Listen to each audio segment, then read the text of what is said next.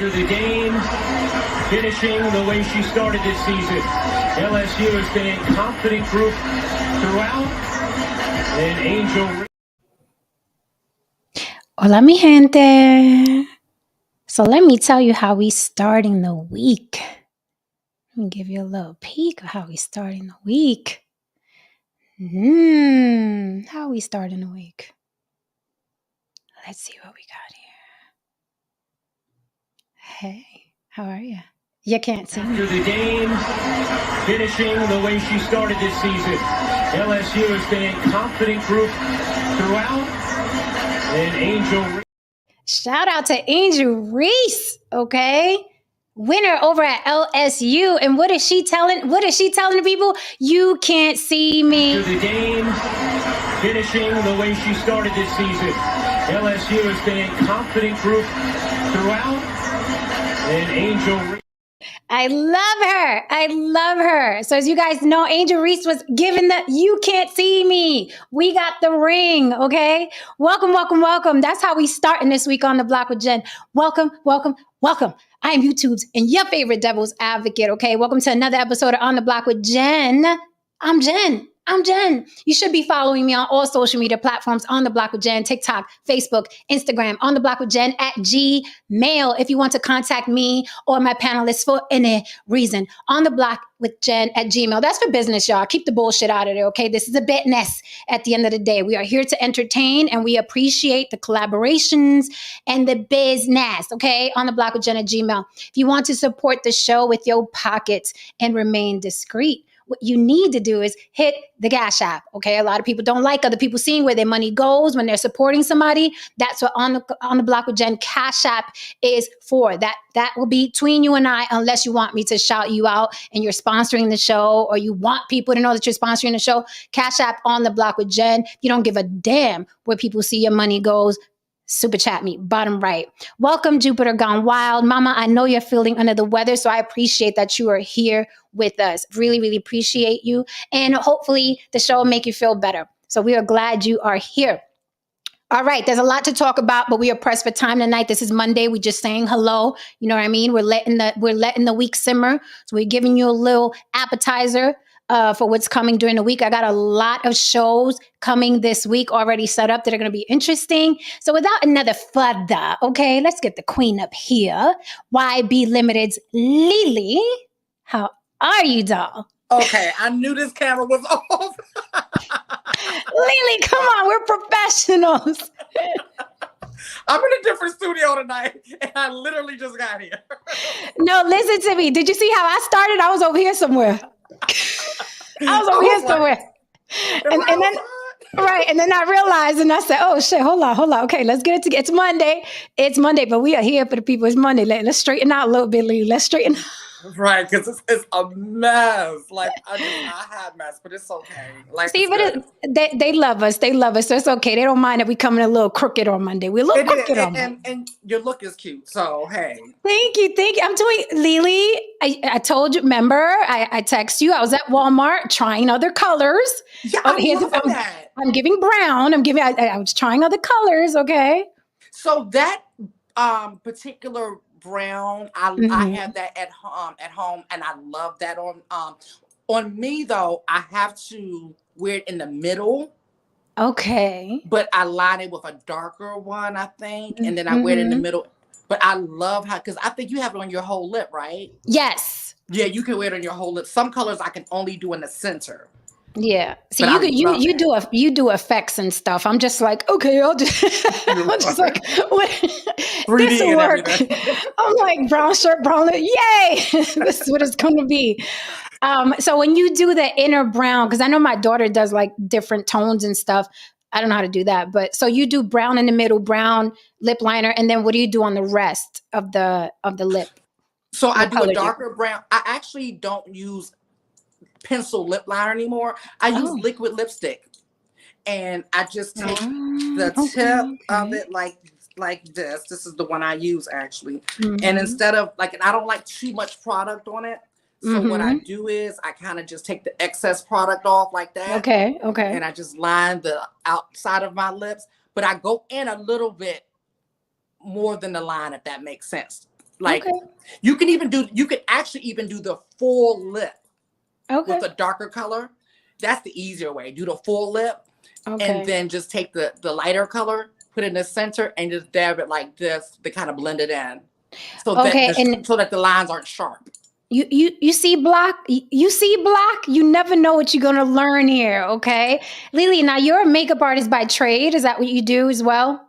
Yes, that was the first profession that I was in when and I was just talking to my manager. I was saying I really kind of miss it and I want to go back to doing it a little bit more. Okay. Because I only kept like 2 clients because they're like high profile clients, so they're state books. So I was like, I couldn't at the time, like I just had so much going on. I couldn't take a bunch of clients. I was like, let me just do 2 and that they can supplement in between modeling gigs.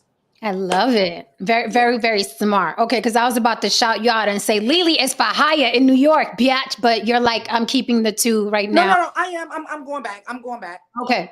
I'm going back. I decided today I'm going back. I'm gonna take on some new clients, makeup. Not many, but I'm taking on more. Oh, yummy. So we need to do an episode where you're just like teaching the girls and the guys, whoever wants to learn like a nice, you know what I mean, an easy makeup, a day look or a night look. We can do that here. We do it all on the block. This is the block. I love teaching. I love teaching that. Yeah. So if you want to do that, we could definitely do that. Cause, a couple people know, a lot of people don't know, but we'll be plugging it for the next 2 weeks. Our block talent battle, Lily. I'm excited. I am so excited. Like, oh my God. So excited. All right, guys. So if you haven't heard yet, we are doing a block talent battle with a cash prize, okay? With a cash prize. Now, other channels will have you up here acting a dang fool for shits and giggles. We are actually giving a cash prize. Block talent battle, April 15th, 8 p.m. Eastern sharp, okay? We are seeing 10 people only. So you have to, on the block with Jen at Gmail, send us your very, very simple. And we are picking people who could follow simple directions, because if you're in this business, you have to know how to follow simple directions. So on the block with Jen at Gmail, send a photo and tell us what your talent is, and we'll put you down, okay? April 15th, we're taking 10 people only. And if you don't make it part of the 10, you could wait in the queue or backstage. If somebody flicks, we will pull you up. But there is a cash prize. Now, Lily and I, and maybe our other block panelists, we will be judging and judging harshly. But good for you, we don't get the last word. People that vote for you do. So we can think you suck. But if the audience thinks you're amazing and they throw your name in the comments and you get picked the most, then you will win. We're going to tell you what we think, being in the industry, right? But we just have opinions, right? Like assholes. But the voters will vote you for that win. And we are giving a cash prize. You get 2 minutes up here. Now, I don't know about y'all, but $100 for 2 minutes is some good money. That's good coinage. Okay. And because the audience will be voting, it will be in your best interest to invite as many people to come support you as you possibly can, so you can get that coin. You know, even if you break them off a little something, I don't know how that's going to work. Y'all figure that out. But bring your people out so that they can help you out. Hello. I'm like, shit, $100 for 2 minutes. Ain't nobody making that nowhere unless you're an A-lister. So you could come up here, share your talent, and we want to stress any talent will do. I don't care if you do drag. I don't care if you can tie a cherry with your tongue. I don't care if you play the drums, the bongos, the piano, the violin, guitar, if you sing, if you dance. I don't care what you do. If it's a talent, we want to see it, okay? Block talent battle, April 15th. Mark your calendars. And if it's not you and you have a friend with a talent that could use $100, let them know. On the block with Jen at Gmail. Send a picture and what your talent is. And, we'll have you up here. You could tell us your story, and then you could give us your talent, and then we will critique, but the audience will vote. And you may get $100 for 2 minutes. That's a good deal. And this is real deal, because y'all going to be here when we announce. So, yes. Yeah, this is some real stuff. And I'm so excited because no one's doing it the way we doing it. So when you see it being done, just know where you saw it first, okay? Thank you. Gracias. All right. So yes, Lily and I will pioneer this No Saint, what you sipping on? Ah, I like your haircut. No Saint. Hold up. Wait a minute. He deserves a spotlight. What we talking about, No Saint? Yes. What we doing, No Saint? What we I like doing? leave. Yeah. Okay. Yeah. No Saint looking like half a snack over there. Hey. All right. Killing me. You're killing me. Yes. All right, wait a minute. Is the block influencing you, No Saint? Is the block influencing you? Can I get an atheist amen up here? Because the church get an atheist amen, honey. You've been hanging out with us too long. I love it. Uh-oh, Miss Ruth said you looking clean, honey. Oh, thank you, Ruth. That's what I was talking about. Get on in here with the new swag. I'm loving it. How are you, sir? I'm doing well. How are you two ladies tonight? We really good. Excited for the Block Talent Battle, April 15th. Sure. Very, very excited. We are pressed for time tonight. Lily has previous engagements. Oh. So we are going to get in and get out, but there's a lot of things going on. So we'll touch on it briefly and run through it because I want to get to the topic. No Saint, Lily, did you hear about this girl who I fell in love with within seconds? To the game, finishing the way she started this season. LSU has been a confident group throughout. And Angel... She gave me chills, man. This is the type of swag I love. I'm like, yo, I'm gonna start answering everybody like this. I'm answering everybody like this. But I saw there was controversy. I've been busy this weekend, and so I haven't. But I can get the just through the like quick, yeah. Mm-hmm. Of course. Where's the racial bell? Because I feel like we were. Where's the bell? Don't say we gotta ring the bell. Race time! It's race time. It's race time. Bell. My God, I gotta get a bell. You gotta get a bell. I'm gonna invest in a bell. We need a bell, and I need a blue cap so I can just start throwing it from time to time. Yeah, we need the little cap to throw it. Okay, seriously. Honey, I'm like, what the F is happening? First of all, I love when athletes are dope and they just shit talk on the field, on the court. I love it. I love it. And that's all I saw. But the internet will internet and turn it into something else that you weren't even thinking about. Here I am seeing a star athlete talking shit like Kobe, like Jordan, and it's like, it gives you that. This is why we watch sports, right? Some of us, this is why you watch sports, right? For that nitty gritty, I won, bitch. You know what I mean? It's like, it gets you going. That's the excitement. But the internet will internet, and now she has no class and she's too hood. And why did she do that? And then come to find out, the same player she was doing that to did it to her. So I'm like, yeah, they was gonna leave. They conveniently leave out stuff. So what you think about that, No Saint? Because you watch sports. I don't. Oh yes, please. Let's hear it. Let's hear it. And get that bell. We need that bell. We're gonna need it. I know. So first of all, she didn't do it to her. She did it to another player like 2 or 3 games before. Okay, correct me. But it wasn't this player for the Iowa. LSU is my team, so that's the one who won the game, right? National team. But so the player on Iowa's team, she's like a phenom, I guess. She's like one of the best players in college, and she's going to go to the pros. And they're calling her kind of like the Larry Bird of, and probably because she's white, but Larry Bird. Okay, all right. I hear them call her Larry Bird, and I didn't know the connection. Thank you for that. Yeah. So, but she's really good. But she has a lot of clapping. She does a lot of that. She does a lot of what you saw Angel Reese doing. Yeah, Angel Reese do. And first of all, there's a couple of double standards here. It is racial because nobody called the girl classless when she did it to the other girl. Right. You got a 60-something-year-old Keith Olbermann, who's a former ESPN guy, saying something, using the F word on Twitter, like effing idiot or something like that. And so I think there's that. Who did he just speak like that in general? Or did he say that about the girl? He said that about the girl. We could fight. We could fight. We could fight. We could take these off. Aspect. And then you got the aspect that it's women's sports. So we see all the time in the NBA or even college, but most like NBA, where someone will dunk on somebody and stare at them as they walk away. And guys love it, right? Yeah. A girl does it, and suddenly they can't have emotions like they're not supposed to look like that. There was really, it was. But I definitely think race had something to do with it, because, and another thing is, it was kind of weird because this was an all-white team, this Iowa team, all white. You don't really see that a lot. I know, that's weird. That is weird. I think it almost was like back in the 80s when you had Bird, McHale, and like all the white people pulled for Boston, all the black people were pulling for the Lakers. You know what I mean? I think there was that aspect, except here because LSU's the team here, so we're all pulling for LSU here. Right.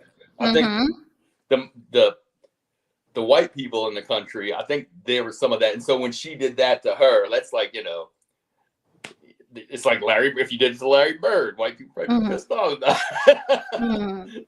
Yeah, but so do you think? I fell in love with her instantly because I love people who shit talk but are good. Right. I hate people who shit talking and I'm like, shut the fuck up. I love that. I like it. I live for it. I like it. Live for it. So no saying, do you think that there'll always be a racial component in sports in general and that just goes along with the game? Or just America? Does it go along with America? I think it has. Listen, sports. Sports is one of the few things in the world that is truly an equalizer. Like, that the people that are playing in the NBA, that's the best people they can find. Now, there may be somebody who is undiscovered somewhere in some country that you just don't know about. But they'll find you. I mean, if they get word that you're there, they're going to come and get you, and you're going to be on the floor. It doesn't matter what you look like. It's a results-driven league. So, but when it comes to things like what we saw yesterday, where you have a white person that traditionally white people aren't the top in the in the NBA. It's mostly black people in the NBA. You have white people, but so it's rare. So when you get somebody that good, I think it's just it's one of those things where they're gonna all of a sudden something like that happens and people get mad and they call but I didn't think there's nothing wrong with what she did at all. Listen, I'll put it to you this way. I don't mind celebration. I don't mind the stare on an NBA dunk and stuff like that. But there are times where I'll see a player do something and I'm just like, yeah, you didn't have to do that. You know what I mean? It's like, you didn't have to do it. But I mean, that has nothing to do with class though. I don't necessarily like the taunting. I don't like taunting. But so give me an example of. I need to hear. Give me an example of something like, oh, you didn't have to do that. Oh, like you in football, like you come across and somebody like lays you out and you're on the ground. I mean, it's a huge hit and someone will maybe point in the face, like point in their face, and the guy's possibly hurt. You know what I mean? To me, I think that's unnecessary. But like what they did, I mean, that's just emotions. I mean, that's an emotional thing. They're not robots. But it definitely is. Yeah, there's no doubt about it in my mind that it was because she did it to a white woman who's really good, and she's really good. But the white girl, a couple of days before, people were saying, "Oh, she's got swag. Look at this. This girl's got swag." I mean, it's clearly there. What other reason could you go to other than race? She ain't got our kind of swag though. That ain't gonna happen. So all right, interesting. All right, so you have you know what, the no saint of the block is the saint yet again, because I feel like, right, even though that may look visually horrible when the example you gave, like on a football field, like, oh my God, this guy's probably knocked out or dying, and you're going by taunting them. My thing is, these guys are, the tools they're using to entertain you. I mean, they have to be Mack trucks on the field. So I can't see, I understand how they can't turn it off after they beat the shit out of somebody on the field. You can't turn that shit off. And I remember, I forgot his name, and I did a voiceover with his voice, but he was saying that he plays football and he does a podcast now, but he was saying it's hard for them.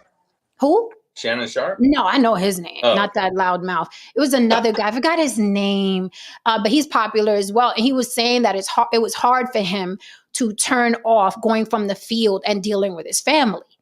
Because on the field, he's at war. And then it's like, you got to go with your family and then you got to treat them soft. And you're thinking, I just had to take the heads off of men that are 6'5", 300 pounds. Right.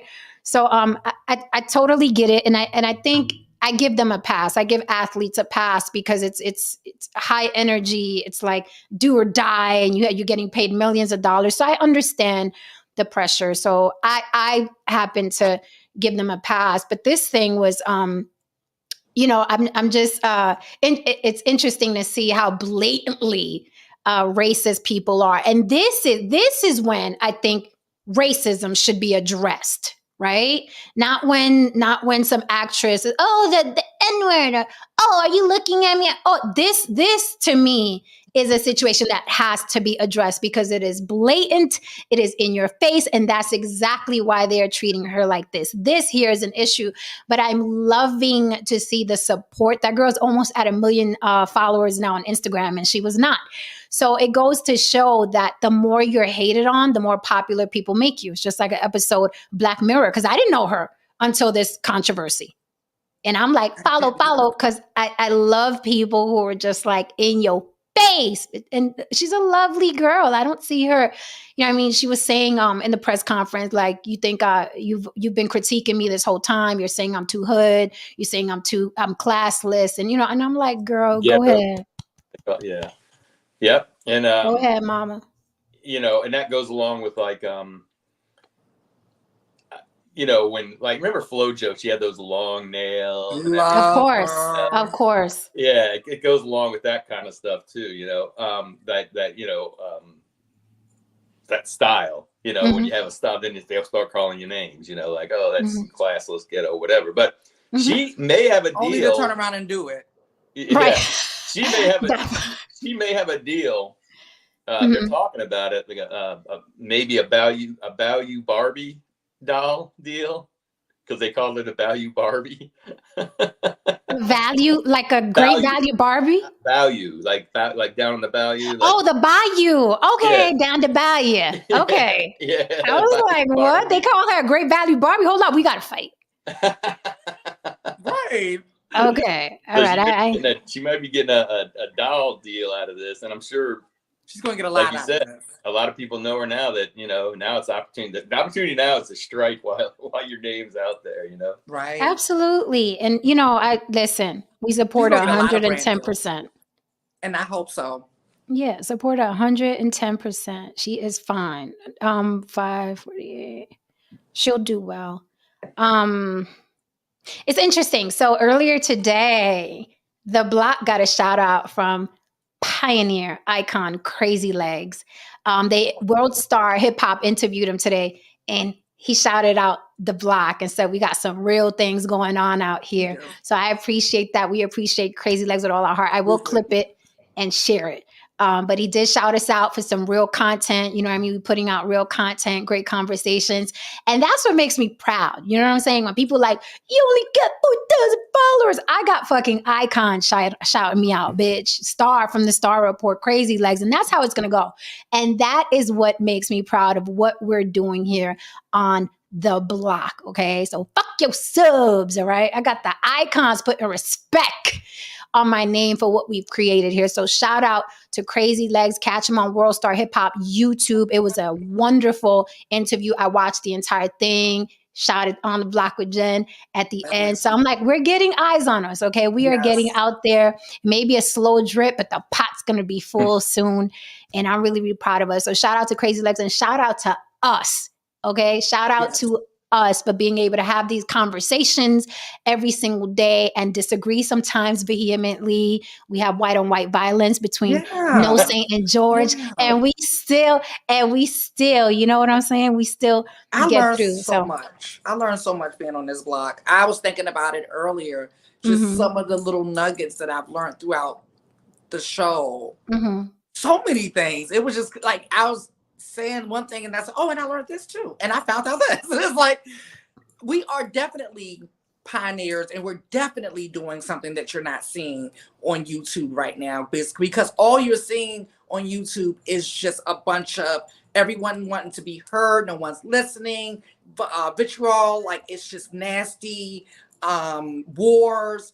And it's like, even when we do get passionate and argue, it always ends in respect, love, agree to disagree, all of that good stuff. And that's what separates. And like I said, we're learning because we're not bringing on people to just agree without whatever talking points or whoever. We got different talking points anyway. So this is definitely a crash course in tolerance. Okay, because this is like the variety and the diversity that we have on this panel. This is definitely, I learned a lot myself, and I'm like, yo, this is literally a crash course in tolerance. And it's funny because when we get people in the chat, they're like, hey, let that guy argue, or let that person. I'm like, that's not what we do here. Like that's not what we do here. Like, I know that gets the blood going, gets the algorithm popping, but that's not what we do here. There's enough of that, right? And some people stick around anyway because you need balance. Like it's we're not going to do that. We are not going to do that. Right. Yeah, I know, Leela, you were busy. We had a late night show. Oh yeah, it went up over 3 hours, but it was interesting. It was good, right? Yeah, it was good. No, that was fucking good. Like No Saint and I were kind of like interviewing each other.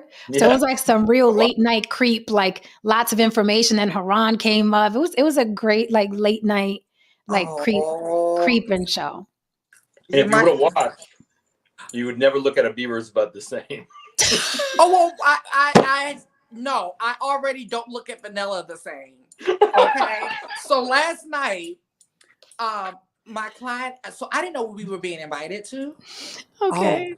So my client was like, we get this mass text, everyone meet at this location, dress up nice, and you bet, and they threaten our life to be on time because they know half the, everyone's on CB time. And so so we get there, and this French chef, real French with a real French accent from France. Nice. Okay. Yeah. And they have a restaurant here in New York, but they invited us to their home and they fixed us a 7-course meal. They turned their home into a restaurant. A 7-course meal. I'm talking about, they gave us before every dish, they did the presentation of how they cooked it and how long something was marinated. Freaking garlic that was marinated for 6 years. It's supposed to be marinated for 10 years because it actually has a lot of health properties to it. And that's a whole other story. But the dessert had vanilla. And you were like, Beaver's ass is Beaver. Yeah, I didn't want to say it. I was thinking in my head, and everything in my head was like, Lily, shut up. Don't mention the Beaver's ass. This is not the time to mention the Beaver's ass. Oh my goodness, no. All right, so Lily's the person to hang out with when you in New York City. Shit, I want a 7-course meal. Those connections. There's a movie called, I believe, The Menu. Have you guys seen it? Yes, I want to see that. Yes. Okay, it was good. Wasn't it good? It was interesting. I thought it was going to be boring, but the trailer was like interesting. So I was like, I want to see what this is about. Watch The Menu, No Saint. Very interesting. Is it in theaters now or? No, I saw it on TV. Yeah, I saw it on TV. In the theater, actually. Would you see it on Netflix? I'm not sure. Google. Thank you for the super chat, Adam Hearn. Adam Hearn says, Baltimore girls stay in some mess. Jada, Monique, Blueface's girlfriend, and now this girl. I don't think Angel Reese is in nobody's mess. No, she's an athlete. I'm going to say doing what, like athletes and rappers are supposed to do that, right? Yeah. Yeah, that's what I thought. Yeah. That's what I've always loved about Jay-Z. He's so arrogant, but he backs it up. What I'll tell you, what I found sort of amazing, kind of cool, amazing, whatever. This coach that LSU hired 2 years ago, this is her second season. She has won with Baylor. She won, I think, three other national championships. LSU had never in females basketball won a national championship. She did it in 2 years. She came in and said, see these banners? They had like 4 or 5 Final Fours. None of those state national championship. That's why I'm here. 2 years. She did it 2 years. She got a national championship. Shit. So pretty good. You put your mind to it. You can anything you want. Talk your shit. Adam Hearn said, Jen, wait until the Tank Garcia fight blacks versus Mexicans. Oh, I know. Listen, with the racial tension that we got, that's being fabricated on social media between Latin and Black people. I say fabricated because it's not my experience. I didn't grow up like that. Either. Right. It's not my experience. But, according to the internets, we're at each other's throats and we hate each other. Right. And you let a couple of these clowns who have podcasts and followings and call themselves leaders of the Black community. And they'll tell you, Black and Latin people hate each other. Right. That's what they put out there because they need the subs. Right. So they do this shit. But I guarantee in the current environment, when Gervonta Davis and Garcia have the fight that's coming up, which is a long-awaited fight, okay, it's going to be a huge Blacks versus Mexicans. I already see it coming. I already see it coming. I'm going to enjoy the fight anyway and let them kill each other in the comment section. I'm going to enjoy the fight. From what I understand, just from paying attention, is that New York's kind of different. Like the Puerto Ricans and the Black people are more intermixed. You get out to California because of gangs and things like that. There's more of a divide. But as we say, not all Latinos are the same. So I was just about to say, they're not a monolith. Yeah. So, but I think New York has that unique because it is such a diverse place that you don't have. It's not the same. You just don't have that same. We don't have the luxury of doing that because we're so intermingled in neighborhoods. And like you said, because with California, what I had to learn about out there, it's kind of like they're born into a gang based off of the location they're born in. So if you were born on this block, then you belong to this particular set. And then even as you grow up, you know how we grow up and move and things like that. You got to move within blocks that rep that set. Correct. So that's a different environment as opposed, look, child, we thrown together. Okay. Yep. My block is a bunch of Puerto Ricans and West Indians and East Indians, and we just got to figure it out. And and I love that diversity because it's like, it's so beautiful because I learn a lot, about different cultures and stuff, living around different people, and that is not my experience. My neighbors, especially my Puerto Rican neighbors and stuff, like they treat me like family, and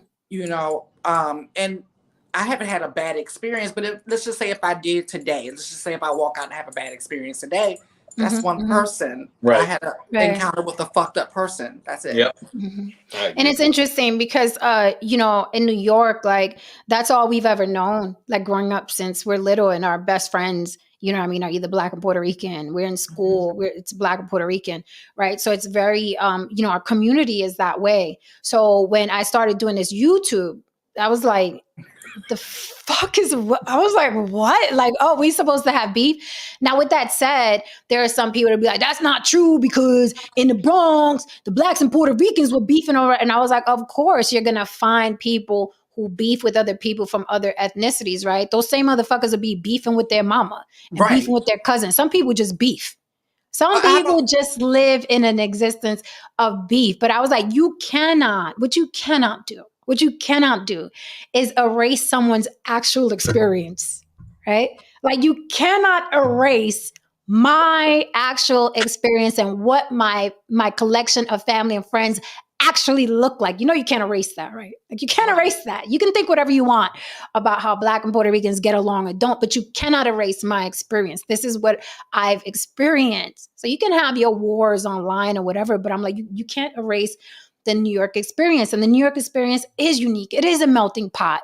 So we're used to being around Indians and Asians, even some white people that end up in the hood. And I'm not talking about the gentrifiers. I'm talking about the hood white folk. Okay. Yeah. The ones that hang out. You don't want to play with because they ready for your ass. Right.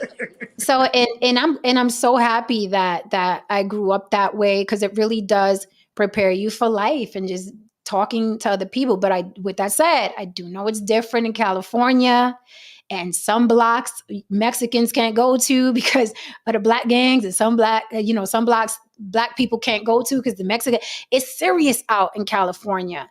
With that said, that's not the New York experience, though. So there's a lot going on online. But there's blocks that Black people can't go to in other Black people neighborhoods. Right. So it really boils down to gang on gang violence. Very true. At the end of the day, because you know what I'm saying? Great point.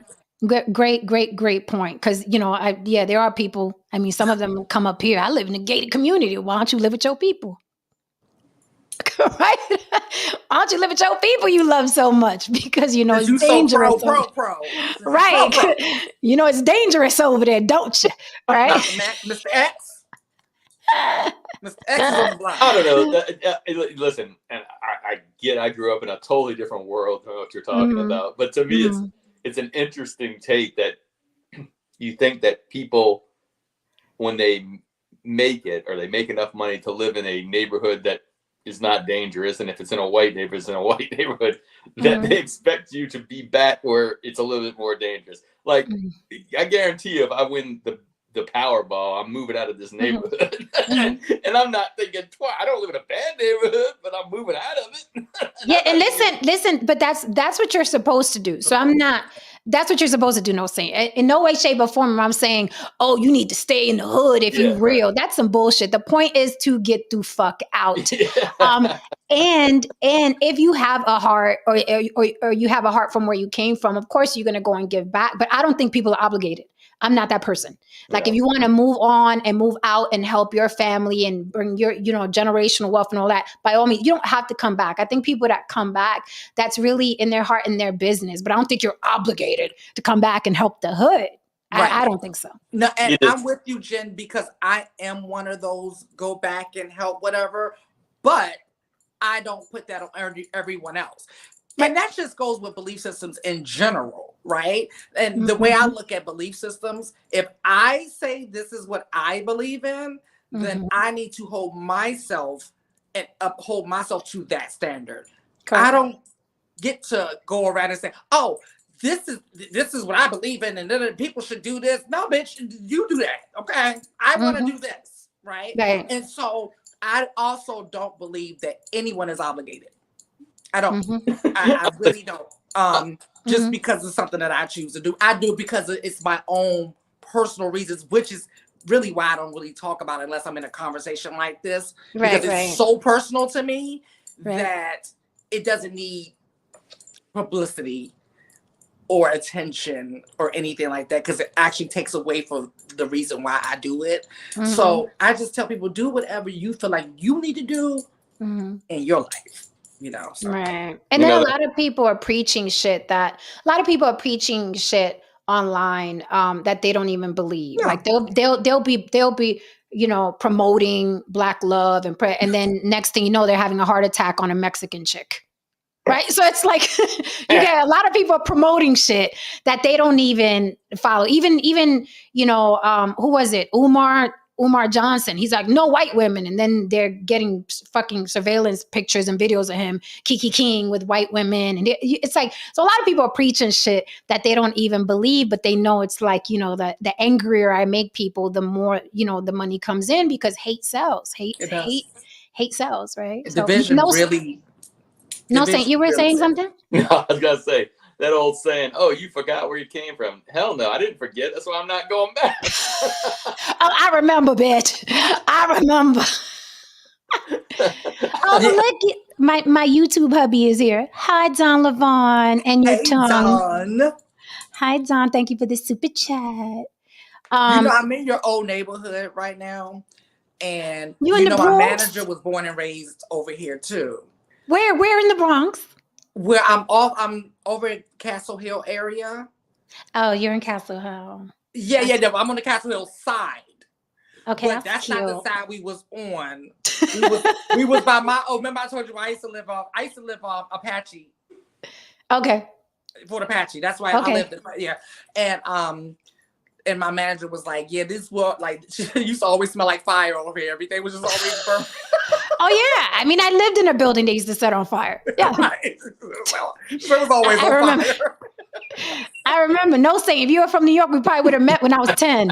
You know what I mean? The firemen were like superheroes in caves, boy. They used to come. They used to be like, yeah. The fireman. Let me tell you something. When we used to be in the supermarket, and the firemen used to come through to get their groceries, and they still had their little uniforms on, but they only had the t-shirts on and the pants and the boot parts. Listen, okay, we were like, The fireman's is here. And then they would get priority like at the line, at the cash register line. So everybody had to move out the way for the fireman's. We were all like, yeah. Fireman, I think it's fire over here. It was so crazy. Like it was like they were larger than life. And then the truck was outside and they used to come in and get their little meats and shit. And then we were all like, y'all cute or whatever. Y'all cute or whatever. Now, what Abby NYC said, I did not have to move out of the hood. The gentrification came and made it nicer and safer, but everything is more expensive. My rent stabilized building is now mostly condos. Hold out. That is true, Abby. That is true. So true. So that's pretty much why I got lucky. Because let me be real with you. I can't afford. I shouldn't be able to afford to live where I live at. But same type of situation. I got the rent stabilization thing. So baby, they will have to drag me out of there kicking and screaming and punching but that's what they do here. Like if you live somewhere, you might be living in the hood today. And if you'll wake up tomorrow, it's gentrified. You wake up the day after that, they're like, yeah, we're doubling your rent. Starting next month. Yeah. I mean, the rent in my first apartment is when I first got in my apartment in the Bronx, no lie, it was like $490 something rent. Now it's almost like 2G, sunken living room, all wood floors. Like the rent now is, I mean, astronomical. Like it's crazy. I was like, I paid $500 a month. In Brooklyn, rent starts at $2,100. Oh, no, man. You see this living room I'm in right now? That's what you're going to get for $2,100 in the hood of Brooklyn. Brooklyn is so expensive. And not just expensive, that's not even the problem. When my bestie was up here looking for an apartment, it took 6 months for him to find an apartment, which is very good record time. And the only reason why I did that because people I knew, and you better know somebody, because every apartment in Brooklyn that we went to view, and I can't even tell you how many apartments, had at least 50 people trying to view the same one apartment. Damn. Yeah, no. In the Bronx, it's funny. My grandmother's apartment has been in my family for like 40 years now. No lie, no cap. My grandmother's apartment, she passed away, grandma, but it has been in my family's that's normal here, though. For 40 fucking years. That's normal here, though, Jen. Like, I see that all the time because people pass their apartments down. Yeah, they do not let go of those apartments. They do not let go of those apartments. No. At all. Like I was a kid. I'm the newest one in my neighborhood, but 50 years is like the norm. Like, oh, this apartment's been here in the family for 50 years. His grandmother, then she passes it down, and then the daughters. So like now I'm coming in with the youngest ones are taking over now. That's a normal thing up here because you're right, Jen. They do not move up here. And when I had to look for an apartment, and once I found my apartment, I said, I see why they don't move because the looking for an apartment in New York is unlike anywhere else in this country. You will not experience it is a nightmare. You better know somebody. I left for a gated community, Lily. Yeah. But I wouldn't want to live nowhere else but my block. I love where I live. Abby said, chain yourself to the radiator. I'm not going, bitch. Yeah, that'd be me. Me and TT be chained to the damn radiator. TT will be on one side of the radiator. I'll be on the other side. No, for real. Wow. Yeah, the only place I know, I think San Francisco, they will show like they've had where they just show the view, and that's what you see of the apartment, right? Because it's expensive. Like everybody knows, San Francisco is one of the most expensive cities to live in the United States, and the apartment was nothing, but they show you the view and charge you $3 or $4 grand. Please stop the madness. Well, crazy. New York is now #1 most expensive place in the world to live. Wow. Number one. It's too much crime over there for that shit. It's crazy. And like you said, the crime has just gone up again. It's becoming the 80s and 90s again.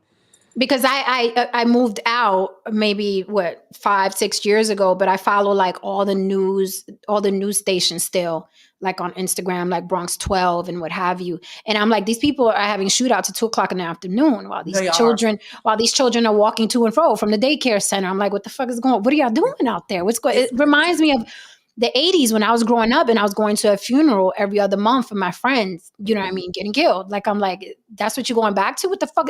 And then you want to charge $3,000 for an apartment? The math ain't mathing. It's insane. I don't know how. I just don't. Sometimes I don't even know how I'm living. It's expensive. I'm telling you. Lily. And most people don't. And then that's the other thing. Most people don't live alone here. And I live like by myself. LA. Yeah, like LA. Most people don't. So when I moved here and I said I was looking for an apartment, every single person I went to, that I said I was looking, because I was talking to anyone that had ears, right? And they all assumed because I was single that I was looking for a roommate situation or some type of room. And I was like, no, I'm actually trying to move out of a room and I'm trying to get a 1B room. Literally everybody was just like, oh, good luck. Good luck. Don't know what to tell you. Yeah. You have to tell me behind the scenes how much that rent is, doll. Oh, yeah. I don't even like to tell nobody because I'm like, y'all won't want to fight me if y'all know. Because my apartment is huge. So for that amount. Yeah, that's how my first apartment was. Oh my, listen, the way I was living. And my friends were like from all weird different backgrounds. So I would have like thugs in the living room playing chess with my daughter. And then the cops would come visit me in uniform with their walkie-talkies blaring. And they would be in my living room watching TV and watching the game. And I'd be giving them beer. And then my thug friends would be like, yo, who the fuck is in your living room? Why the cops here? And I'm like, oh, that's just Mike and Jay. Don't worry about them. Like, I'm telling you, my apartment was nuts. I would literally have my thug friends in the kitchen playing chess. And then the cops were literally in the living room. That's how tight knit we were in that neighborhood. Like, that's how the neighborhoods are in New York, though. Yeah, my apartment was nuts. My friends would be like, the fucking police is in the living room. I'm like, that's Mike. He does this on his shift. Oh, yeah. Because my neighbor across the hall, they have a key to my place. They take care of my place while I'm gone. They take care of my cat while I'm gone. Like, if they hear a noise, they opening up that door. What's up? When you because it's only two of us on the floor. It's us and them. So if you're not coming to see them and they know I'm not home, why are you here? Right. So, yeah, I love how close-knit the neighborhoods are there. You're not going to get that anywhere else. You don't. Like, and it's bad. Listen, I recommend no matter where you move, whether it's no matter where you move, it's good to know your precinct and the cops at the precinct. It's just good to know the cops who are policing your area. And it's funny the way I got close to a lot of the cops at the 5-2. Shout out to the 5-2 precinct, okay, in the Bronx. The way I got close to them is my neighbor was always calling the cops on me. So I'm like, oh, you don't know who I am. So I started making friends with those cops that were being called on me. And then we got like this. And then she hated me even more. I was like, you can't send men over here, bitch. What you think is going to happen? Right? So then we just became friends. And the reason why it was easy for me to make friends with them is because she was a correction officer. And in New York City, the correction officers and the regular police department got beef. Okay, a lot of people don't know that. So, she used to call the cops on me and say, oh, she's doing X, Y, and Z, but she used to tell them that she was an officer. So, of course, they came running, right, to her rescue. And then they would find out she's a correction officer and they would be like, bitch, you ain't a cop. So they had that beef, right? So I'm like, it worked in my favor. The enemy of my enemy is my friend, bitch. Right. Art of war, bitch. Right. So, African proverb. Right. So anyway, it was good times. It was good times. My 20s were good, interesting times. Very, very, very, very fun time for me. Oh, I miss it. My little $500 apartment with the sunken living room. Ooh, Lord, good times, Lily, good times. Oh, Anyway, moving on. Before we jump into this subject, watch your phones, guys. Moving on, before we jump into this subject, let's talk about the blue checks on Instagram really quickly. Let's talk about the blue checks. Oh, go ahead, girl. Let's talk about the blue checks on Instagram. Okay. Lily, they cost what? Is it $12.99 or $14.99 per month? I believe it's $14, if I'm not mistaken. $14.99 a month. So basically, for anyone who's been under a rock, okay, the blue checks on Instagram, they look like this. They make you official, right? When they started, it was celebrities that got them. So that person's official or important or celebrity. So Instagram did a thing. Instagram said, we know, we see, we study you cattle, right? And you cattle, you like attention and you're addicted. So what we're going to do is we're going to charge you to feel important.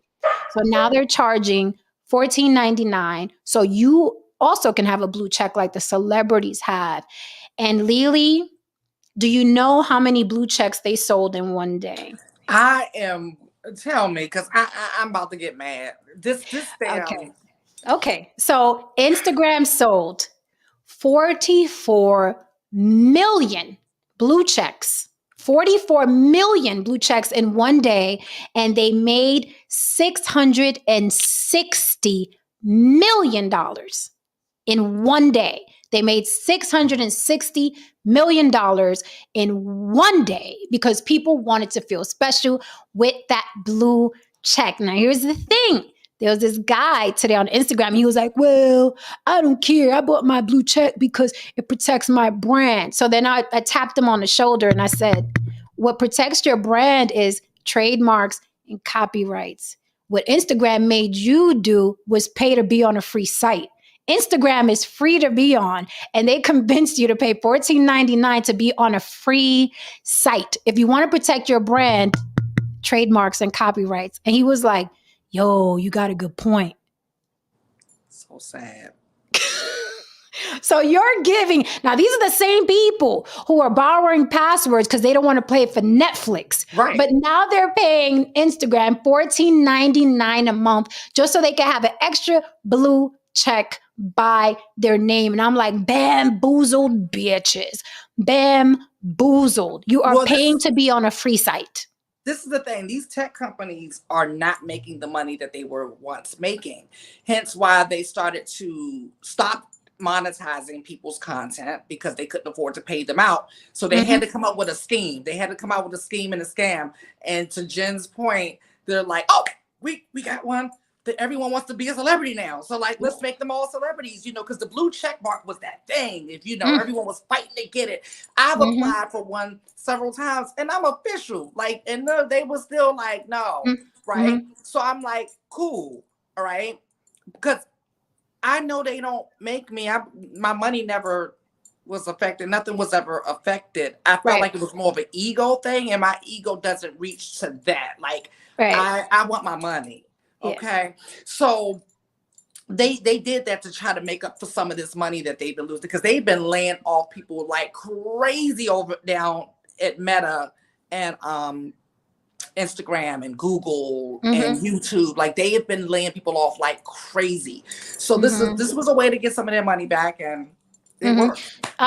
People, I got double the people watching and half the likes. Hit that like for me. We put on a good show for you all the time. So please uncrook that finger and hit that like because it helps mama. Thank you for the super chat, Don Levon. And the reminder that they should be hitting the like button and the subscribe button. So Lily, really quickly before we move on to our main topic, Instagram used to pay for reels. Right? All the little voiceover, the cute voiceovers I used to do or whatever, everybody was getting paid for reels. Then they found out that they're paying $1 billion per year, right? $1 billion per year. They were paying all these content creators, right? So they stopped paying for reels, completely took it away, right? They didn't give a fuck how much work you put in. They completely took it away, insert the blue check, and they are literally making the money back like that. Yes. So not only did they bamboozle people, they literally are taking the money back that they paid them and they're taking it monthly and no one sees the mind fuck. Everybody's too busy wanting to have the blue check. People are, I keep telling you, their brains are fried, you all. I'm telling you. They're gone. Like their brains are gone. Because that's how I thought about it too. I was like, how dare you? That's like me going to work. Like that's paying to work. I look at what I do as work, right? Maybe it's an age thing. Maybe it's a maturity thing. Because, and I say age is because it's like, for me, I'm always thinking about retirement. How soon can I retire? What do I need to retire? How much do I need to retire? Right? So everything you see me, if you see me do any goddamn thing publicly, trust me, retirement is the goal. Right? So if you see me on Instagram, I look at like, okay, I'm working. So why would I pay to show up to work? That is insane. And the way you put it is so logical. It's so logical. They're paying to come to work. And it's funny because when I was doing the reels, when I was getting paid to do the reels, it's funny how people were like, well, you have a lot of time on your hands. Bitch, do you think I'm doing this for fun? Mm-hmm. Do you think I would be putting out reels just for fun so you guys could see me and hit like? I'm getting paid for this. So now you will see Jen will do less reels because they're no longer paying out for less reels. But I'm like, I'm not on social media for fun. Like it's a job. And I'm like, I like being on platforms that I get paid to be on because we spend a lot of time here. Yes. We spend a lot of time here. Yes. And not just here, but the research and the planning and the production. Like people don't know what goes on behind. And the new lipstick color. I had to buy this. All of that. That's what I think's funny about the whole thing, I heard, and I think there's probably many of the people that are following suit. I don't know, but I heard Shannon Sharp say that he's about to lose his blue check because he says because they started to charge $14, and what do you say? My money's not that good or something like that. Oh, did he say that? Yeah, or something like that. Mm-hmm. But I think celebrities are gonna be like, I'm not paying for that. I mean, the ones I know said that they're not. They all said they're not, and I wouldn't do it. Really content on Instagram, but I would never pay for anything like that. To me, it's just no. This is my thing. Real quick, Lily, real quick. And the fact that you can pay for it now nullifies it makes it less worth it. It makes that blue check nothing. Like I can go and pay for a blue check and I don't know if I have 2 real followers. I mean, I have you and Lily. But the thing is like, that's why I keep calling it celebrity inflation. This is another example of celebrity inflation. So now the market has been flooded with blue check marks, and now they have lost their value. And the ones who earned them no longer are interested. If I was a person who did achieve my blue check mark prior to them selling it to everyone, same thing with Fashion Week. This year, they start because the fashion brands have been losing money like crazy as well. So for the first time, I don't know if it was this year or last year that they started selling tickets for New York Fashion Week. That is an abomination. Like that is just like the common people are going to be at this show. The common is here sitting next to me. Baby, when I tell you the people who have been doing this for years and just like it's just so weird now. And everything is like I said in my fucking reel. It's like everything is in a disarray. Everything is a mess. Things that used to be up or down, things that used to be black or white, vice versa. It's a fucking mess. It's a free for all. Anybody can get an Oscar. Anybody can get a Grammy. Anybody can get a blue check. It's a free for all. The playing field has been leveled. Get your money and get the fuck on. Get your money, have good friends, enjoy your family, get your money, because all of this shit is hot garbage now. Nothing means anything. Nothing means nothing. No. Nothing means anything. You know what's stupid about the blue check? The most stupid thing is that prior to the internet, we knew who the celebrities were. We knew who the famous people were. Did Prince need a blue check? Did Michael Jackson need a blue check? Did Mariah Carey need a blue check? No, like your work spoke for you.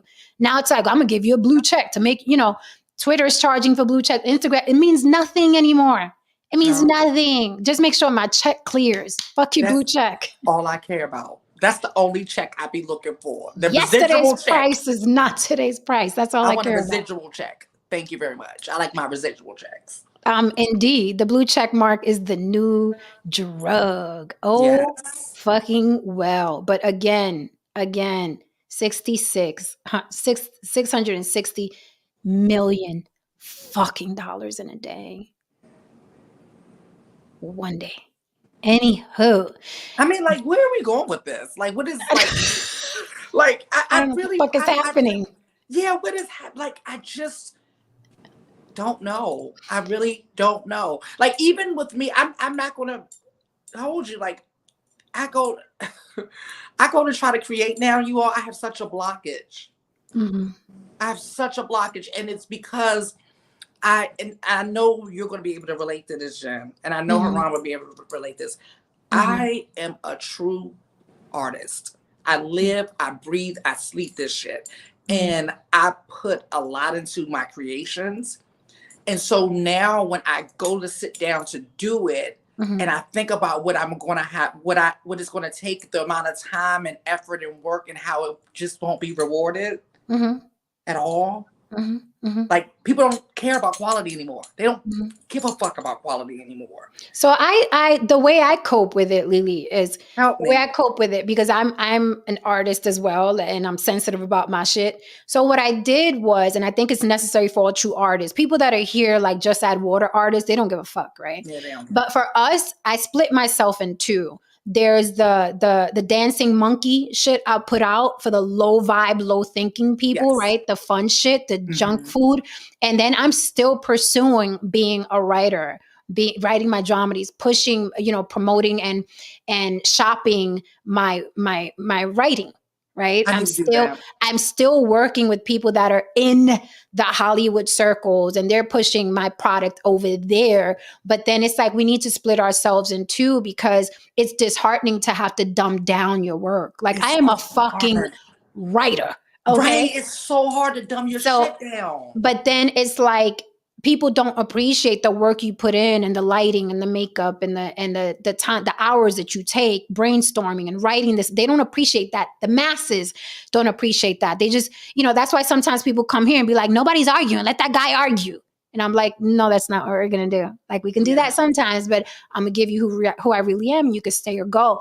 So we have to split ourselves in two, because we put a lot of work into our art. But people don't really care anymore. So split yourself in two and have have both burners working. Like, I'll give y'all the junk food, because it's nothing for us to give them the junk food. We can do that with our hands tied behind our back, with our eyes closed, hopping on one leg. But I still, for my spirit, right, to remain intact, I still have to create the art from the heart. The art from the heart. Yes, it's the real shit. And not only that, but our art is how we've been able to survive and cope with the trauma.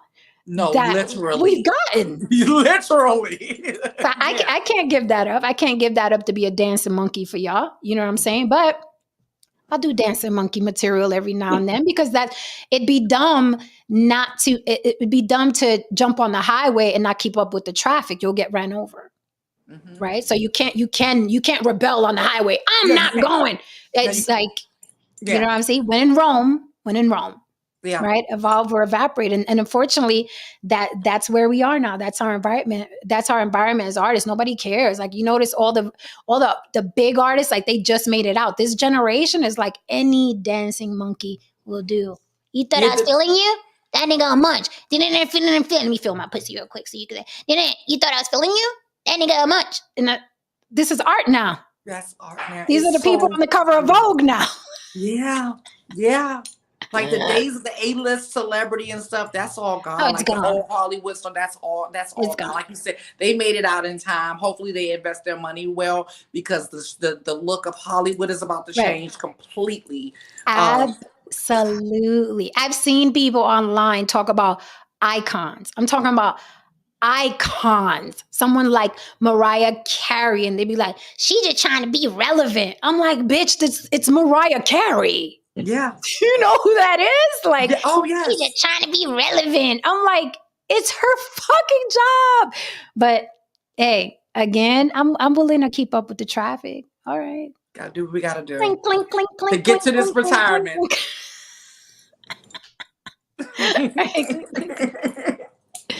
Any end of way.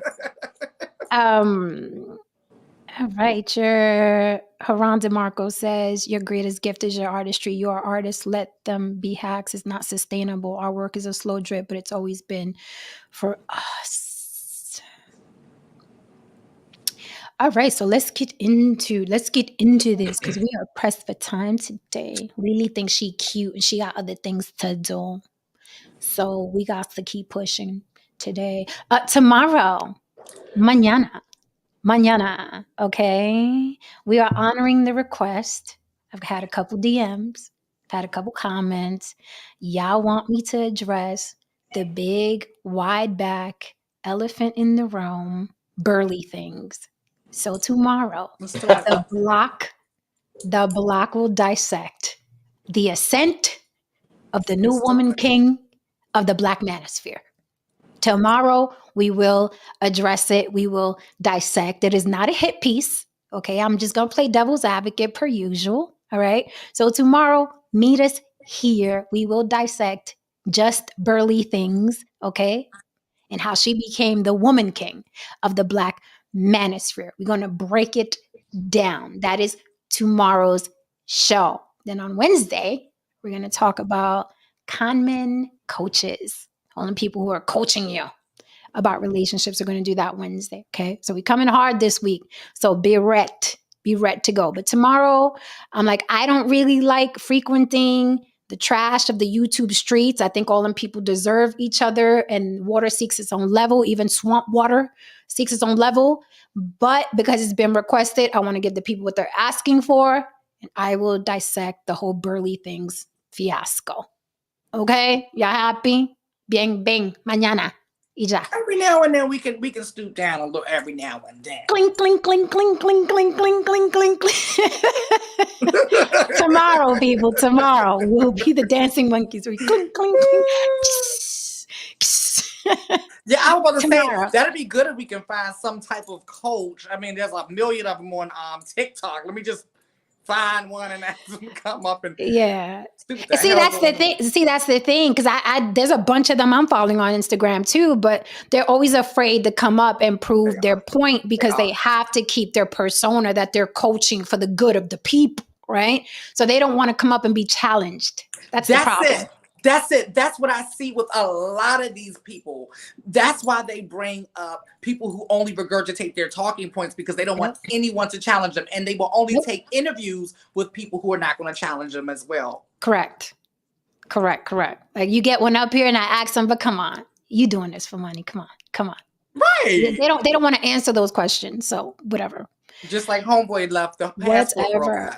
Don, I did. We're always on the same wavelength, me and this man. I slid in E Black's DMs for tomorrow. And the funny thing is, E Black was already like, "Oh, you trying to get me canceled?" I was like, "Hold up, brother. First of all, I slid in your DMs because I saw you popping shit about her on your page. So what you want to do, right? You ain't gonna say it with your chest." But he said he's coming through. So we'll see tomorrow if he actually pulls up. Okay. Because I slid in his DMs because I saw him going hard at the Burley. So I was like, come through tomorrow. We're going to talk about it tomorrow. Say it with your chest. Why people scared of the block, Lily? We so nice. It's too real up here. I'm just saying. It's too real. They like, hold on. We don't, I'm not used to the way we do it. I don't know. I'm like, so nice. We're nice here. Look at them guns, shit. Come on, bitch. Work with me. Yeah. Baby, I'm ready to put these legs out. I seen that time you lifted your leg. No, saying you missed it. Lily gave us leg. You missed it. I did miss that. You missed it. Yeah, we were up here acting a fool. All right, guys. So tonight's topic. Real quick before I saw this flash by, I want to bring it back to the national championship game and how you know that there was a element of race even before the hand thing happened. It was the highest rated national championship female basketball game in the history. 9.9 million people watched it. Damn. And that's only attributed, I'm sure, because one team was all white, and that's rare. Right. So then you got more people that might not watch it that are going to say, "Oh, I wonder if these white girls, I wonder if they can beat the team that's not mostly white." You know what I mean? I think that. Listen. I thank that girl and that controversy because now it has me interested in watching. Where I would have never watched before. Like, I don't even watch the male basketball team, but now it's like, ew, now it's interesting, right? Because I like high stakes. Like, I don't watch sports, but I love watching the end of every sport, like the championship, the Super Bowl. I got you. Like, I like the end when the stakes are high and everybody's mad. That's when I like sports, but I can't watch the season. I can't. Yeah, well, and you'll even see, like, right now, towards the end of the regular season in the NBA, and the teams that are trying to place themselves, you can see that they ramp it up. Like mid-season, they might just be sort of mailing it in. They're playing, but boy, when it gets high stakes, I mean, just all that bumping and talking and right. It gets intense. Yeah. That's when it's exciting for me. I'm like, because my favorite sport is boxing. So it's like, now it's like, okay, there may be violence. Right. There may be violence on the basketball court. Let me watch it. You know what I mean? I like mano y mano sports. George Cook, how are you, darling? We gotta have a short night tonight. On the block with Jen. I ain't scared of the big bad Jen. Hello, panel. Working tonight, so I have to go. Talk to you later. Thank you for stopping by, George. We know you ain't scared. George be up here like, well, I'm gonna say what I gotta say. You do, and I respect that. No Saint, be ready for him though. Look, I love it. The white on white crime. No Saint, be ready. Like, I'm the gentrifier here, bitch. I earned my place. I brought the Whole Foods over here. Right. You take your Starbucks somewhere else, George. We love right. you. Yeah. So tonight's topic, we finally get into it. Jodie Turner Smith, to be exact, is an actress. If you guys are like, who the fuck is that? So Jodie Turner, famous for Queen and Slim. That is her on the left. Okay. Jodie Turner. That's when she was introduced to us. Now, did she act prior? Yes. When did we pay attention? Queen and Slim. So I always like referring to when someone hit the scene where everybody started paying attention. Very tall, beautiful. Okay. Statuesque. Goddess.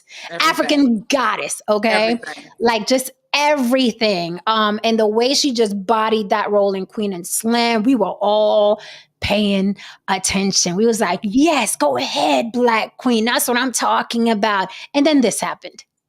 Whoops. This happened. Whoops. So, unfortunately for Jodie Turner Smith, she is more talked about because she married what? After everyone was like, this is the new African goddess in Hollywood. She married what? And then everybody was like, oh,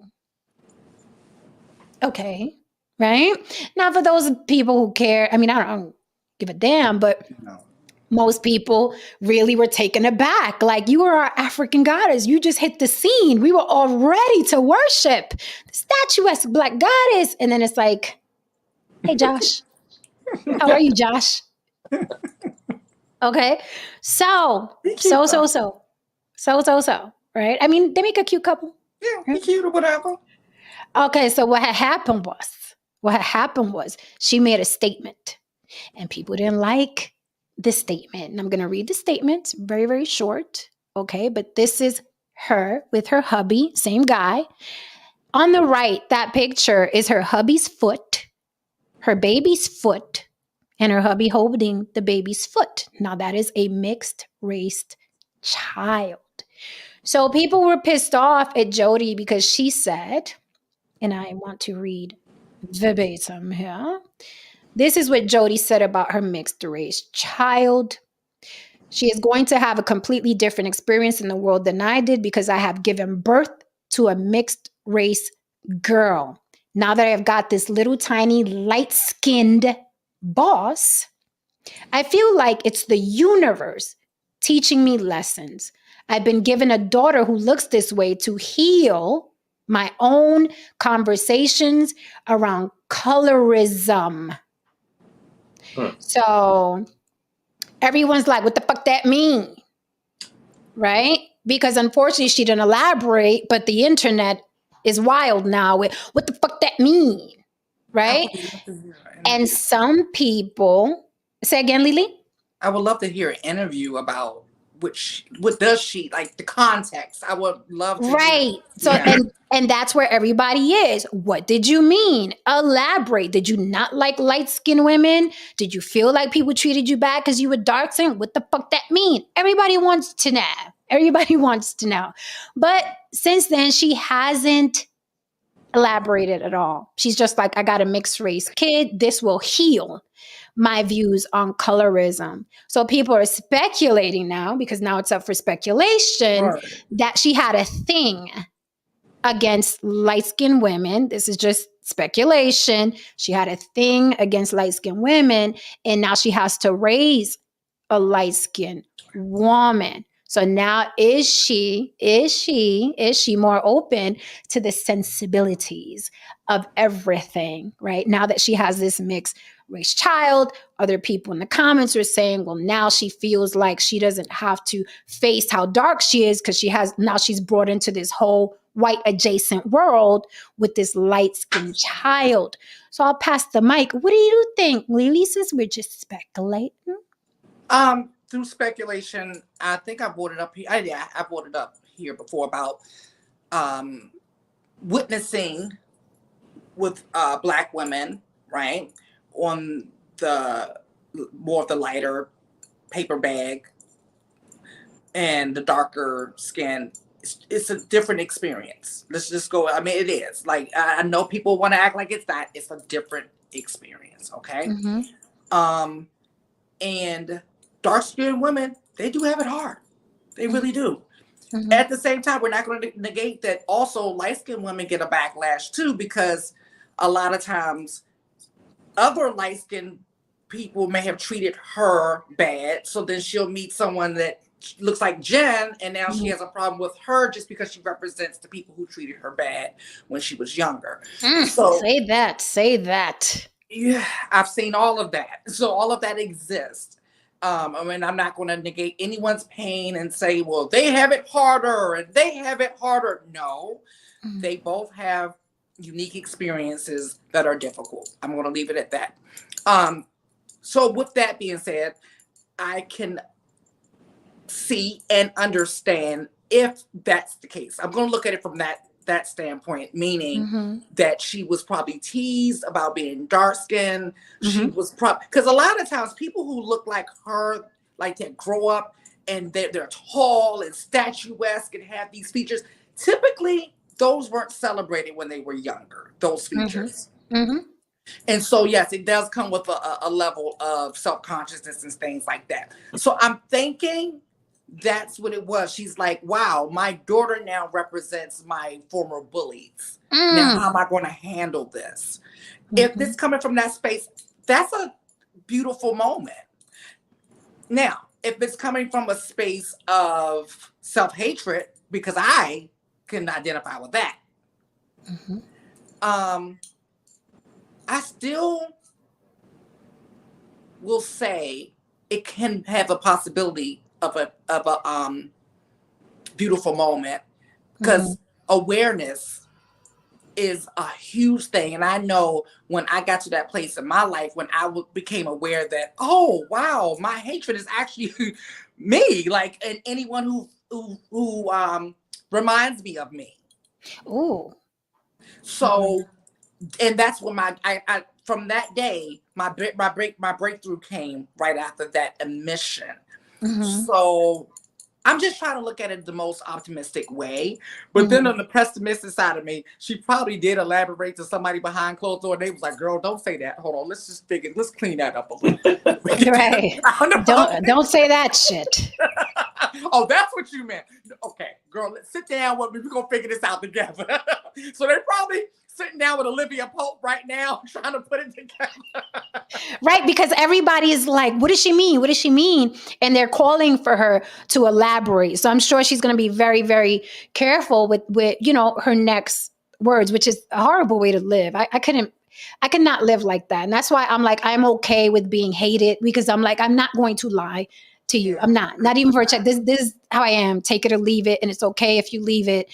But I have to look at myself in the mirror. So I'm not going to change what I think or recant or I'll double down, but I'm not going to apologize or recant. Like, it's like, I'm not part of this cancel culture world, although I love the cancel culture because it's free press, but I'm not going to play your fucking game. I'm not going to play your 24-hour faux outrage game with you. I'm not doing it. I'm not fucking doing it.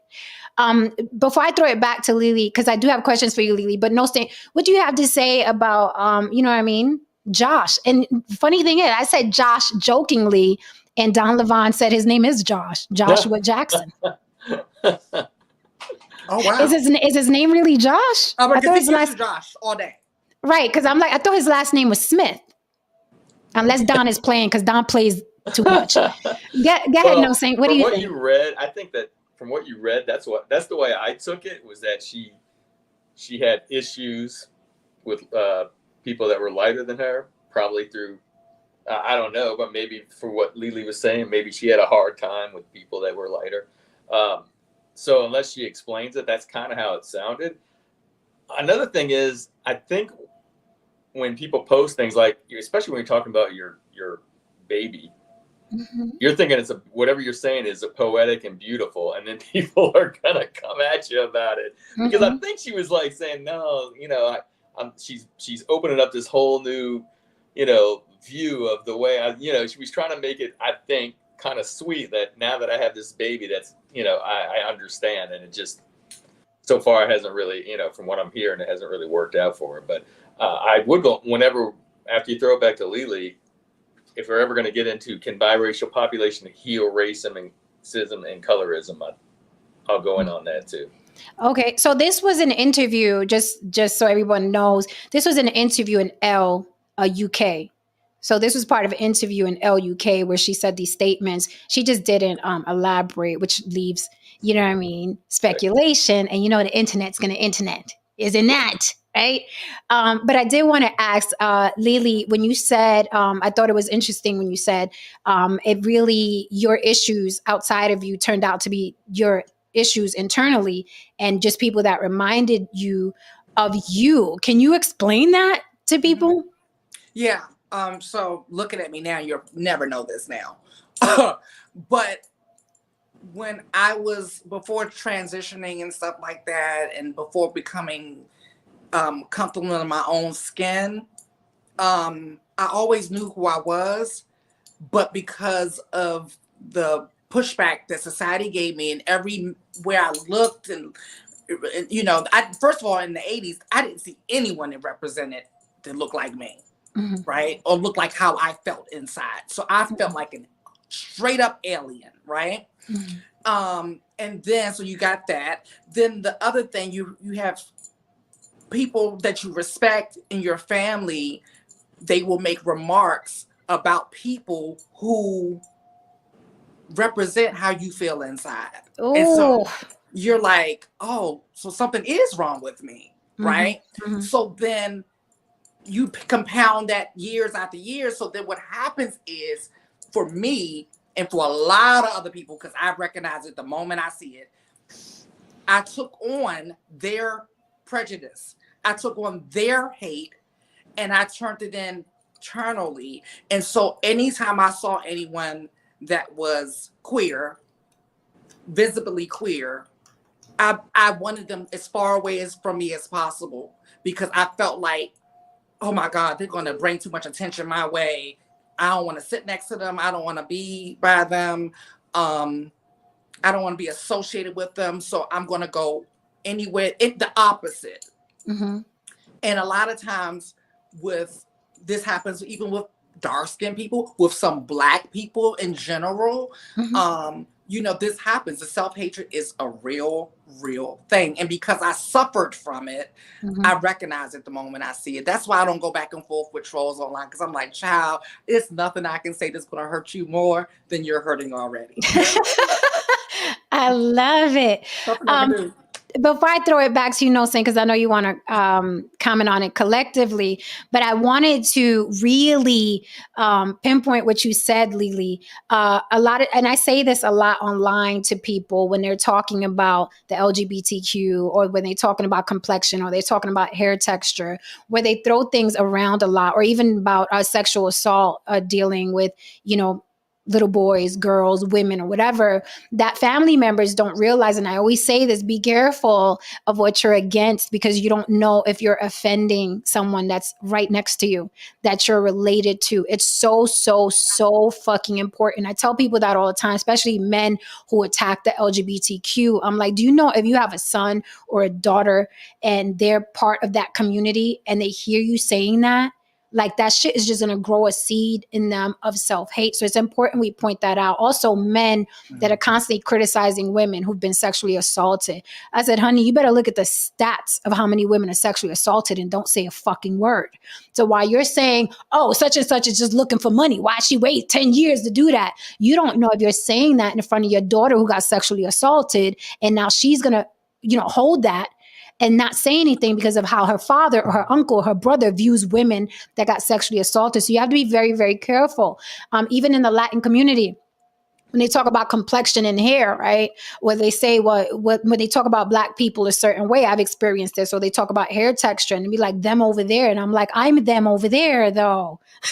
It's like when you're talking about them over there, you do realize that you have one living in your house that you're related to, that's using the same hair products, that has the same complexion as the people over there you're talking about.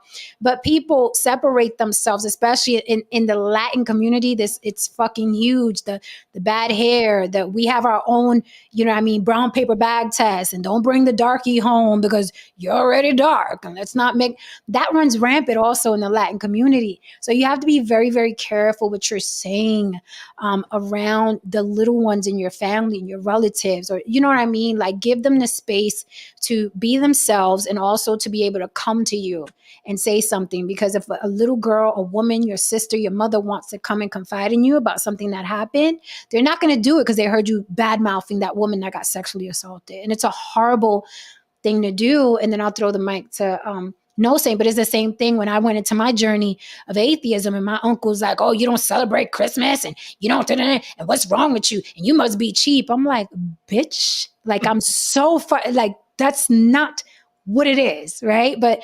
I knew that a lot of my family members weren't the ones that I could open up to about this journey. Right. I was like, I ain't even going to go there because you're not going to understand. You're just going to, it's in your head that it's a certain way or no way. So then it's like, that's why we're important. Our existence is important, right? Because we can be the people that we needed for somebody else. And that's why I will not waver. This is where the fuck I am and who I am. And we got to stick to our guns. But I tell people all the time, be mindful of the shit you say out loud, because you don't know if you're hurting someone who's listening. So No Saint, I know you wanted to comment on yeah, I do, but I want to bring a little something else up, because when you were speaking about all this, it's so true what you're saying about I'm just thinking of my own life. Like, for instance, my youngest son, he has a friend at school, and I don't know if this is true or not, right? But he was telling me, whatever, let's say his name was John, John, he's transgender. I said, oh, okay. And when you want to go, when you got his number, you want to go by his house, or, so, and then another thing he said to me one time, he was like, I was like, hey man, you need to start working out a little bit. You got a good build, you need to make sure, because you eat a lot of sugar, you don't want to gain a lot of weight now and stuff.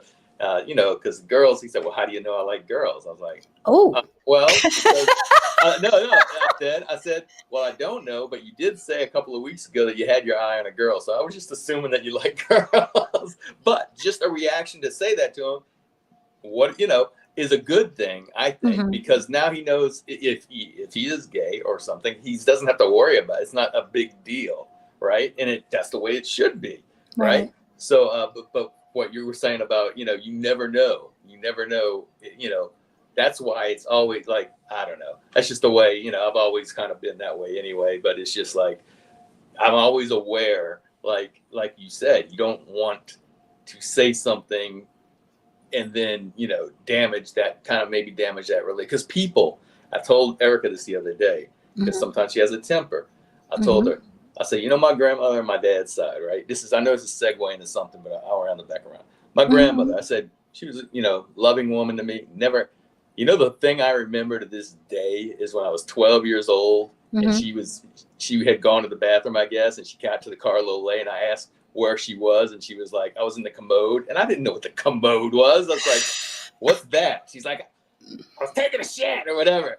And it killed me, man. I mean, I'd never heard her say anything like that. And I said, she's been dead, I don't know, 15 years or something. I still remember that from when I was 12 or 13, because people are going to always remember the things that hurt them or that are negative.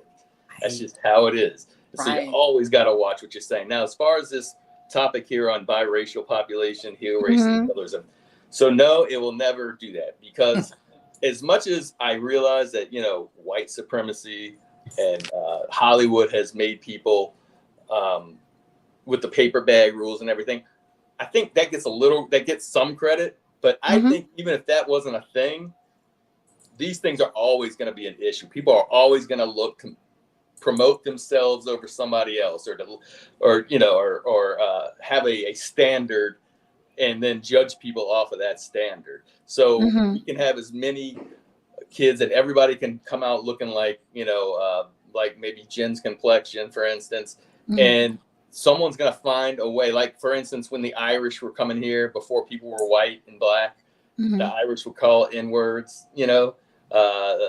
Italians were looked down upon, and then also they were elevated to white. And so, they made that class system like that. But you're always going to find, no matter what, even if everybody's the same color, you're still going to have some form of, it might not be called racism, but it's going to be some kind of ism. People are going to find a way to single out other people and make them less than, or make them less than, I guess is not a very good thing, but that's what I think. So do you think, and really quickly, I just wanted, my stats were even worse. It says here, every 68 seconds, another American is sexually assaulted. So please keep that in mind when you are talking about women coming out 5 years later or 10 years later, or what was she wearing, or she just wants money, or she just wants clout. Be very careful, okay? Like you said, your door, because a lot of women don't report it because they've heard it from so many different directions, from television, from social media, from people in their family. So when in the event it does happen to them, that's the first place a woman's mind goes to. Am I going to be re-victimized again? And for these men, it's not just your daughter. Your own mother could have gone through it and could be sitting right there, and you don't know. You don't know. Your mother's a woman. Before she's your mother, she's a woman. Your aunt is a woman. Your grandmother is a woman. You don't know what these women are not going to share those things with their sons and their grandsons and their nephews. So like you said, Jen, just be mindful. Please. Yeah, and that's why I always recommend, if you have if you're a man, you have any relationship, and even with boys, like if you have any relationship with the women in your family, sit down on some GP and just be like, have you ever been made to feel uncomfortable around men, mom, or auntie, or sis? Like, I'm just curious. Did a man ever make you feel uncomfortable your entire life? And I promise you, I bet $1 bajillion that woman in your life is going to have a story. She's going to have a story. Every 68 seconds is no fucking joke. So just be mindful of what the hell you say. And also, Lily, what you said about social media, we do have this character, Charleston White, that Don Levon mentioned, and he glorifies sexual assault of women, sexual assault of infants. And this man has a following, a huge following, and a huge following of people that defend him. And he blatantly says infants should be sexually assaulted, blatantly, and double down. Okay. And this man has a following on social media. So this is the thing that our kids are exposed to. So you have to be very careful. Lily, you wanted to say something? I did. It was something you said. You said, it was the last thing you said before the following. I don't know. I forgot what it was. About the men talking to the women in their family? Yes. I don't know. I had a blank. I drew a blank. Don't worry about it. Okay. It'll come to you. Yeah. All right. So going back to what you said, No Saint. So Jodie Turner is saying this can heal her issues with colorism. So do you think it can't heal or cure anything collectively, right? Because there'll always be, people are tribal, right? So if people were green, the purple people would be like, I don't like the green people, right? It's like, I remember the Land Before Time, the first one, the little cartoon with the dinosaurs, and the little Stegosaurus was like, my daddy said we shouldn't play with long necks, right? The Brontosaurus or whatever. So people always find a way to hate each other for for whatever reason. But do you think individually, like Jodie is saying, well, she literally said, my daughter is going to heal my issues with colorism. Do you think it can happen on an individual level where more people that have mixed children will see color and life differently, and vice versa? People that have dark skin babies will look at things differently because now their dark skinned child is going to have a different experience and issues coming home from school. Yes. Yeah, well, for sure. Individually, I definitely think that plays a part. And you made a perfect point. Like, someone who might not see, if they grow up in, a white neighborhood and, they hear about racism, but they're thinking it's overblown. And then they get married to someone, have a biracial kid that presents as a black kid or a different race kid. And then he goes through things, and then the parent sees it and understands a lot more. Yeah, absolutely. I agree that kind for an individual, it can definitely help, understand things. And that goes with a lot of things in life. It does. It really does. I remember just a quick story, like when you're not a boss, right? And someone makes boss and then they start doing boss things. And you're like, well, that person wasn't like that when he was down here. Now look at him. And then all of a sudden you get made the boss. And then all of a sudden you understand you got people on top of you pushing down too. Right. And right. then Have you to get a change. bigger picture. You get a bigger picture. Oh, now I understand. So yeah, I definitely think in this sense, yeah, individually it could certainly help. Yeah, But that's as why a collective, no. No, It's as a always- collective. Well, that's because humans are assholes collectively. But yeah, that's why I stress when people are like, oh, he got money now, she got money now, she different. Of course, it's a different person, It's supposed to be. right? Or she worked out, or he worked out, he lost 50 pounds. Now they're different. It's a different person. With that said, Lily, I know you got to run, Mama, right? Yeah, I was looking. So we can close. Oh yeah, okay. We can close till tomorrow. So I do want to wrap up and say some things. Don't forget, April 15th is Block Talent Battle. We do have a cash prize. Whatever your talent, hit us up on the block with Jen at Gmail. Send me your picture and what your talent is. We only have 10 slots for April 15th. We only have 10 slots. If it's not you with the talent and you know a friend or family member with talent, please tell them to register on the block with Jen at Gmail. Send a picture and whatever talent they want to do. April 15th, 8 p.m. sharp. On the block with Jen. We're going to do 10 people, but you can wait in the queue. If someone flakes, we will pull you up. We do have a cash prize. You can win $100 for 2 minutes of your time. Okay. We will be critiquing you. The block will be critiquing you, but it's not up to us whether you win or lose. You got to get people here to vote for you. We'll be voting as well. Okay. We'll be voting as well. So the majority rules. Okay. And then you will win. And also tomorrow we're going over the Burley things. Anything else before we close, guys? This was a great show. Short and sweet. I loved it. Per usual, lots of information and eye-opening statements. And there's all I got to say. Okay. You can't see me, bitch. I love it. I'm here for it. I was gonna actually agree with everything No Saint said. Ditto, kiddo. I totally feel that, like this is the thing with humans.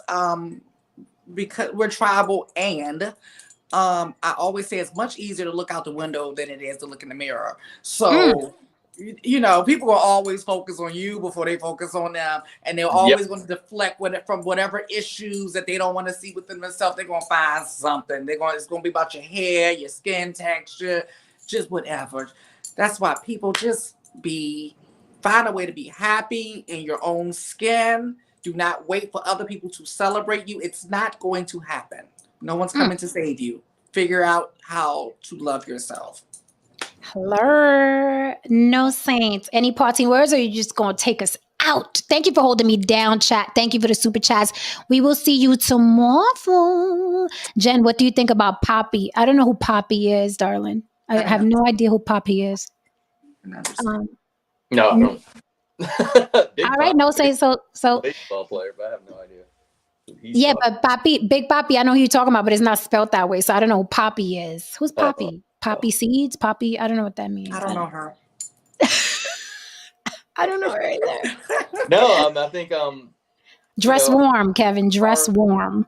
Tomorrow, I'll try to get in here. I know I'm going to be at a game tomorrow night again. So with my son, so I'm doing that. But I'll try to check in if you're still going. Okay. And yeah, just it's been a great show as usual.